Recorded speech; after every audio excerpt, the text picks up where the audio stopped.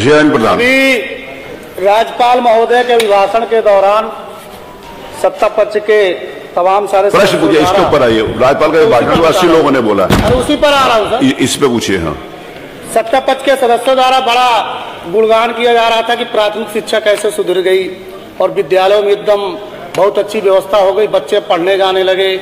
मैं सरकार से ये जानना चाहता हूँ कि जब स्कूलों में शिक्षक नहीं होंगे तो आप शिक्षा के स्तर कैसे सुधार पाएंगे? मेरा पहला सवाल है, माननीय मंत्री जी का जवाब आया 69,000 सहायक अध्यापक भर्ती प्रक्रिया के अंतर्गत 6696 अभ्यर्थियों को चयन अथवा जनपद आवंटन की कार्यवाही की गई है। मेरा यह पूछना है मानवर कि ऐसे अभ्यर्थियों को नियुक्ति पत्र कब वितरित किए जाएंगे तथा 6696 पदों पर विज्ञापन कब जारी किया जाएगा? चूंकि 69,000 शिक्षक भर्ती में जो सहायक अध्यापकों को नियुक्ति दी गई थी उसमें विसंगति थी और ओबीसी के आरक्षण में विसंगति थी, तो मंत्री जी यह बताए कि आप नए कितने पद सृजित करेंगे, क्योंकि 69,000 और 68,500 शिक्षक भर्ती नहीं थी बल्कि शिक्षा मित्रों को संयोजन का मामला था। पहला सवाल। दूसरा मेरा अनुपूरक है कि मंत्री जी का जवाब आया कि बेसिक में शिक्षकों के 51,112 पद रिक्त हैं, लेकिन भर्ती के संदर्भ में सरकार का कोई भी विचार नहीं है। तो क्या माननीय मंत्री जी इस बात को बताने की कृपा करेंगे कि प्रत्येक वर्ष 3.5 लाख प्रशिक्षुओं को डीएलएड करवाया जा रहा है और जबकि डीएलएड 2017, 18, 19, 20, 21, 22 के प्रशिक्षु पहले से डीएलएड भर्ती की परीक्षा में हैं, यानी लगभग 15 लाख अभ्यर्थी डीएलएड परीक्षा से उत्तीर्ण हैं, जिनमें 8 से 10 लाख टीटी उत्तीर्ण हैं। ऐसे प्रशिक्षकों को शिक्षक भर्ती कब होगी? सरकार या तो शिक्षक भर्ती निकालेगी या हर साल कब भर्ती होगी, इस पर अवगत। एक तीसरा अनुपूरक है कि 2016 में 12,400 शिक्षक की भर्ती हुई थी, जिसमें 6,000 अभ्यर्थियों को नियुक्ति पत्र दे दिया गया था। सरकार बदलने के बाद इस पर जांच हुई थी, तो आधों को दे दिया गया, आधे भी अभ्यर्थी बचे, उनको कब नियुक्ति पत्र दिया जाएगा?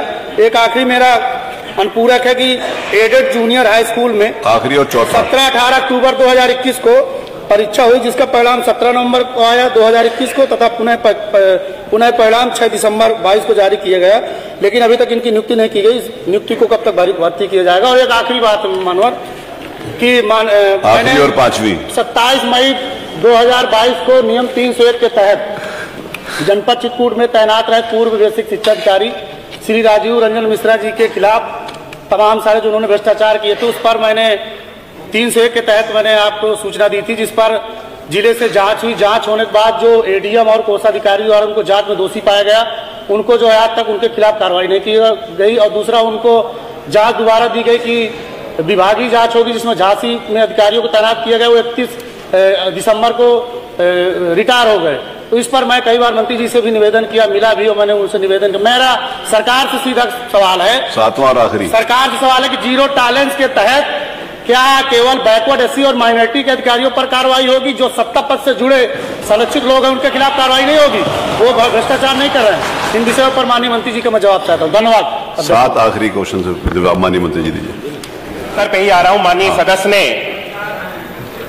चिंता जताई कि बच्चों को पढ़ाने के लिए शिक्षक हमारे परिषदीय विद्यालय में नहीं है, तो मैं माननीय सदस्य को जानकारी देना चाहता हूं कि वर्तमान में ये जो हमारे पद सृजित है, ये पद सृजित आज के समय के नहीं है, ये पुराने समय के हैं और पुराने छात्रों की संख्या के हिसाब से ये पद सृजित किए गए थे। आज वर्तमान में जो हमारे पास छात्रों की संख्या है और जो शिक्षकों की संख्या है, जो छात्र और शिक्षक का अनुपात होता है, जो कि प्राइमरी में एक शिक्षक पे 30 बच्चों का होता है और अपर प्राइमरी में 35 बच्चों पे एक शिक्षक का होता है। तो वर्तमान में जो हमारे पास शिक्षक हैं, हमारे शिक्षा मित्र, अनुदेशक और प्राइमरी के हमारे शिक्षक मिला करके ये पीटीआर जो हमारा रेशियो है, टीचर्स का, बच्चों का और शिक्षक का रेशियो, इसको हम लोग पूरा करते हैं और वर्तमान में हमारे पास शिक्षक की कोई भी कमी अभी बेसिक शिक्षा विभाग के अंतर्गत नहीं है। पूछिए, आप पूछिए।